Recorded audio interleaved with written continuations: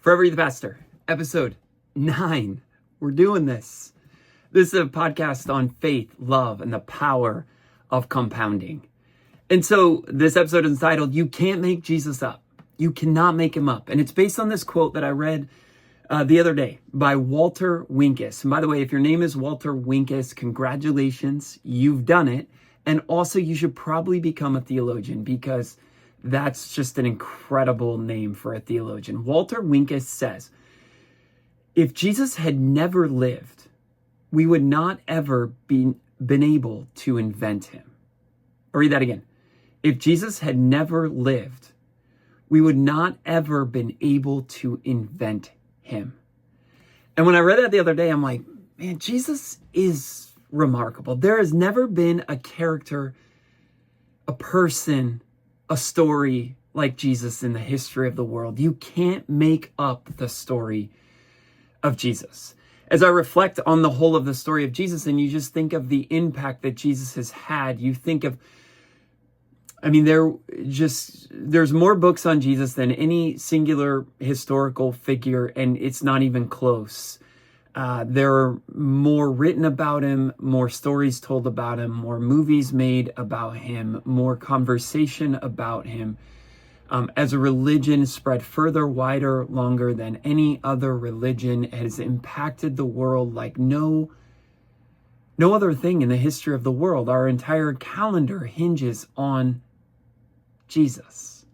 Whether we in this modern culture want to acknowledge that or not, but Jesus and the story of Jesus has shaped our calendars, our major holidays, etc., etc. There are people that quote Jesus that don't even believe in Jesus. There are people that quote Jesus and don't even know they're quoting Jesus. This way of life that we have in American culture has been based on the values, the biblical Judeo-Christian values that Jesus not only grew up with, but taught and took further. Jesus had this way of doing this thing. It's like he goes in Matthew 5-7 in the Sermon on the Mount, he says, you've heard that it was said. And Jesus then drops this hammer and goes, but I tell you. And so he not only captured this Judeo teaching, this Jewish teaching that has been so powerful in values across the world, Jesus then took it further. And Christian teaching has this crazy, it's like the craziest stuff when your enemy does something to you, he slaps you on the right cheek, turn to him the other also.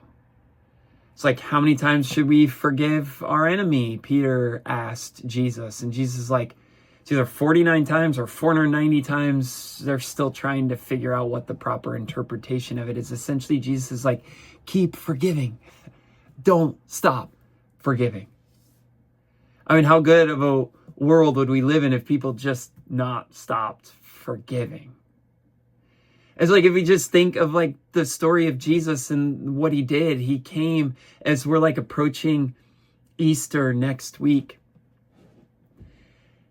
And it's if we just think of that story, that when has there ever been a character, fiction or nonfiction, historical or whatever story you want to do, some superhero story, where this character comes, he's born under these dire circumstances, he evades his family, evades death when the king of the land that they were living in said, hey, I'm just going to kill every boy under 2. And they just got out of there, left to Egypt until the coast was clear to come back. And then Jesus grows and he figures he does all this stuff. And all of a sudden he has this earthly ministry and people are hey, you're really good. Hey, these miracles that you are doing, we've never seen anything like it. And you're teaching it as authority we've never seen before.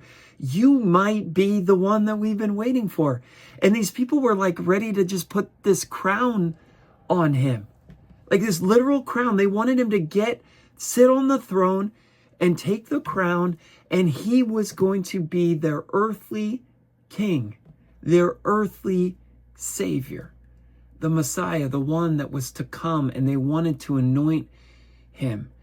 And every story is like this character goes through all this conflict, and Jesus had all this conflict. People were constantly at odds with what he was doing.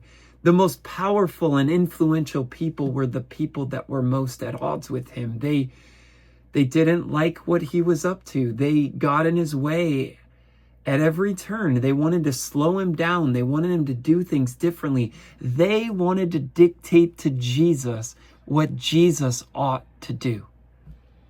And every time, Jesus just stood his ground and he just kept going. He had this clear, like the clearest vision of any human who's ever lived. Like, this is what I'm put on this earth to do. He even had pressure in his family. I read this morning in the book of Mark, his family was like, what? This guy's crazy. We don't get him. Don't come to us to try to figure out who Jesus is. We don't get it. And it's like they go to put a crown on him and he's like, no. And he just dips. It's like Cinderella, they figure out that she's the one, the slipper fits, and Cinderella's like, nah, I just want to clean floors for the rest of my life. That's what Jesus did. That's not like the Disney movie happy ending that we all love. It's like Donald Miller says, a great story, a story is a character who wants something and overcomes conflict to get it. Jesus wanted something, a lot. He wanted a lot. He has a huge master plan because, like, he's the master. He's got all these plans, and he had to overcome all this conflict to get it. The most religious people were the most opposed to him. The most holy were the most against him. The ones who had it all together were the ones that were constantly like pointing their fingers and poking and prodding at all the stuff that Jesus was doing. And Jesus had this way of, rather than coming with the power players of the day and trying to get on their good side, Jesus went to the ones who were down and out. Jesus showed up for people, and Jesus had this way. There's like a deep value that I have taken from Jesus, that Jesus had this way that like every person who was right there in front of him, he just simply cared they existed. Jesus just cared they existed. And it's like for you and for me, there's probably so many moments where we take inventory of our lives and we're like, genuinely, how many people like really care that we exist? Hopefully we have family that cares we exist. Maybe we have a spouse that really cares we exist. Maybe we have some friends, some close friends that they're just deeply invested into us. But there might be some of us out there like, man, my list is like a person, a couple people. I got a few people. It's like most people, I'm just somebody that's there. Somebody that they talk to about stuff, but it's never really anything meaningful. It's just stuff. How's the weather? How's that thing you did this week? How's the trip that you're looking forward to? How's that coming along? And it's all fine stuff. Like, those are very worthy, important human conversations. But like, how many people like deeply like you interact with and they just lock in and they're like, hey, no, seriously. How are you doing? That's like a deep Jesus value. He did that constantly. He did that all the time. And usually those people that really wanted to lock in with him were the down and outs. The woman at the well who was basically committed adultery many times over. And Jesus kind of called her out on her stuff. He called her out on her stuff. But he just showed up and loved her like crazy. He was just right there with her. He loved her so much, in fact, that she just believed. She was just convinced he was who he said he was. And then she left the conversation and she went and told all of her friends, everyone in the town of people that Jesus never even should have been around, because they were Samaritans. Jews and Samaritans had this checkered history, and Jesus shouldn't even have been there. And culturally, he shouldn't have been talking to a woman at the well in midday in that setting all alone. That would not have been a place he should have been. But Jesus was right there, deeply invested in her and caring that she existed. You can't make this up. You can't make this up. He has this last meal with his disciples, a meal that we're probably going to be looking at a lot this Holy Week that's coming up. And he's just sharing this meal with his disciples. And they're doing the human thing. They're doing the thing that we can absolutely make up. They're doing the thing that we do. They start arguing amongst themselves, like elbowing each other, having this frantic conversation about who is the greatest. And they're carrying on, they're pointing fingers. And this, by the way, was followed by or preceded by a conversation when Jesus questioned, one of them will betray him. And Leonardo da Vinci, the Last Supper, that famous painting in Milan, Italy, that's depicted of Da Vinci's idea of like these conversations, specifically the who's going to betray him. But there was a second conversation at that same meal about who is the greatest. They're just completely distracted by all the human stuff that we get distracted by. That's the stuff that we write movies about. Like, how many movies have you seen and enjoyed where it's like you're rooting for the person to become the greatest? You're rooting for the one who betrays to get like called out as a villain in the end, and the good guy, the good gal wins. That's the common story.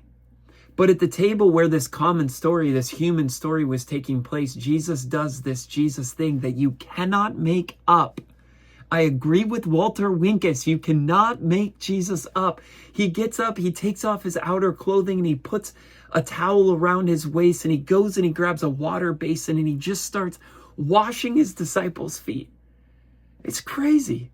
Like, just think of that for a second. This is first century.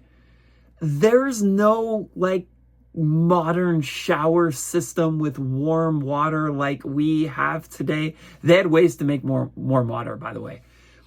But there wasn't showers like we have that you can like take 2 or 3 or 4 a day, however many showers a day you want to take.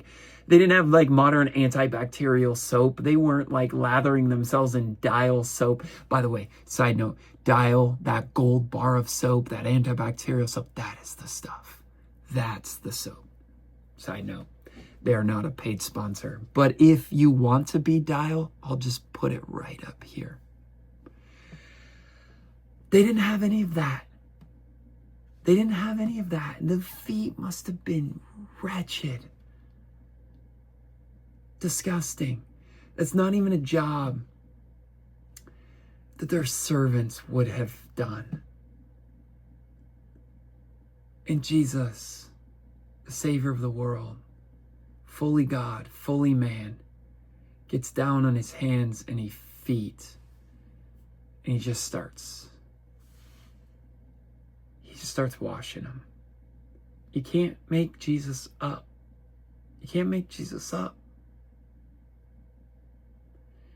And this is moments before he's about to receive a crown. But this crown is different. This isn't the crown they wanted to put on him to make him king. This isn't the crown that went with the throne as we humans think of a throne.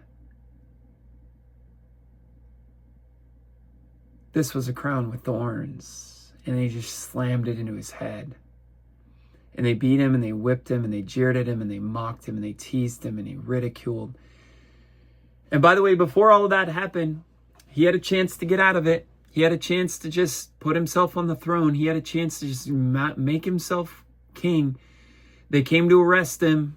They had a bunch of Roman soldiers that were there. Judas points him out with a kiss. And then they go to arrest him. And Peter pulls out his sword and slashes one of the servants' ears. And Jesus basically yelps at Peter and says, "What are you doing? Am I leading a rebellion that you bring out your sword?" And he picks up the servant's ear and he places it back on him like nothing had ever happened. And he essentially just hands himself over to be arrested. You can't make Jesus up. And then he goes through just the worst pain and agony that any person could go through. You wouldn't wish it on anyone. The reason why the Romans crucified people on a cross is because it was the worst way that they could kill somebody, in terms of prolonging the pain as long as possible before they succumbed to death. The reason why people died on a cross is because they suffocated. And what they would have to do, as their hands and feet were nailed in, that people would have to just use their feet to prop them up, to grasp for air. And it was just this rinse and repeat cycle where they just, through the pain and agony, and just, you can't even imagine what the toll that put on their bodies. And the reason why they make a big point, and it was prophesied that Jesus would never have a bone broken, the reason why that was significant, because the servants would go around to the crosses because they had to move people along. There was times in Roman history where they ran out of crosses. Look it up. It's like Roman history, there wasn't enough crosses. And so at times, whether this was true when Jesus went through this or not, it's not in the Bible. I'm not sure if it's a historical fact. But there were other times where they just at some point had to break their legs, let them die, get them off the cross so they could use the cross for somebody else. And they came to Jesus and they were trying to determine whether he was alive or not. And so they speared his side, and water and blood were separated, which is, of course, the sign that he was dead. And so Jesus took all of that on for us, to redeem the world, to save the world. He took all of that on because he loves us. Because we were completely in need of a Savior. We were completely broken in our own sin. And there was no fixing it on our own. We needed God to become man and come to this earth. But when he did, it was a story like has never been told.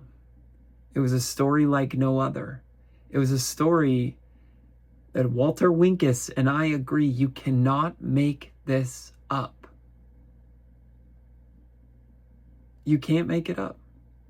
Here's another, this is an incredible line in the Bible, the end of the book of John. John writes, Jesus did many other things as well. If every one of them were written down, I suppose that even the whole world would not have room for the books that would be written. It's not that the libraries wouldn't be big enough. It's that the whole world would not have enough room for the books that would have to be written.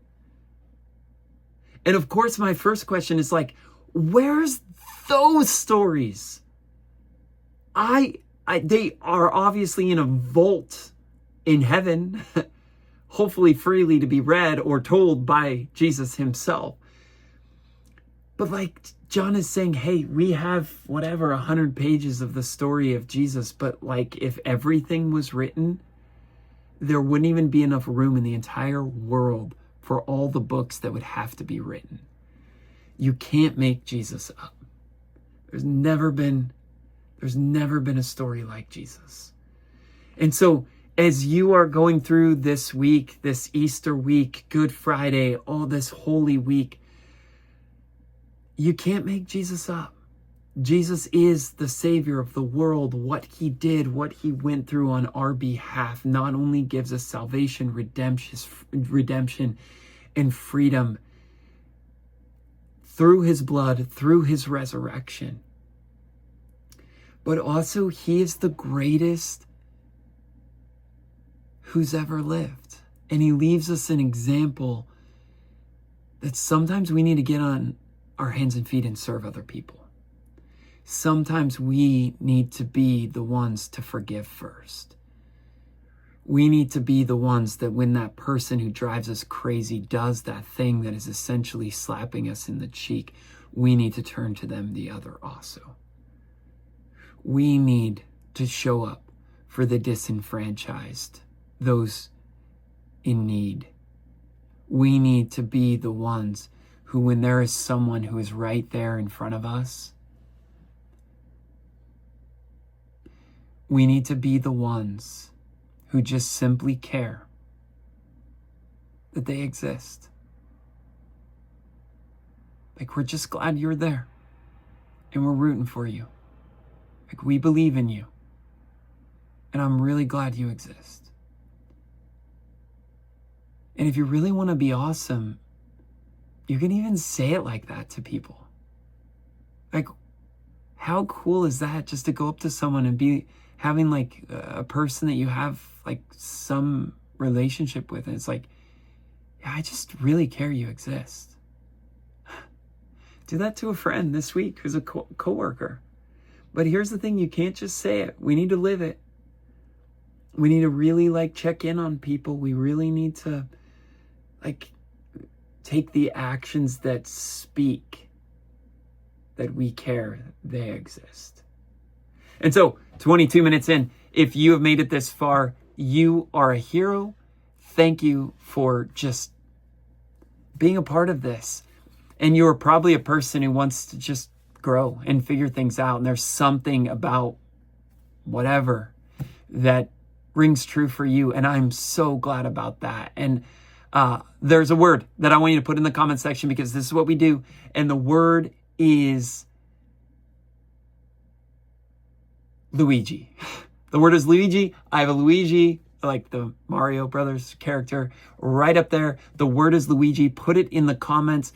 Figure out how to spell it. You got this. You're amazing. Keep going. Don't stop. Just grow like 1% every day, every week, every month. That 1% will turn into a lot of percent.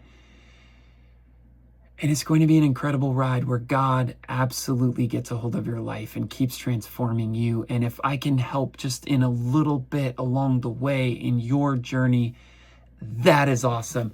Put Luigi in the comments section. And thank you. You rock.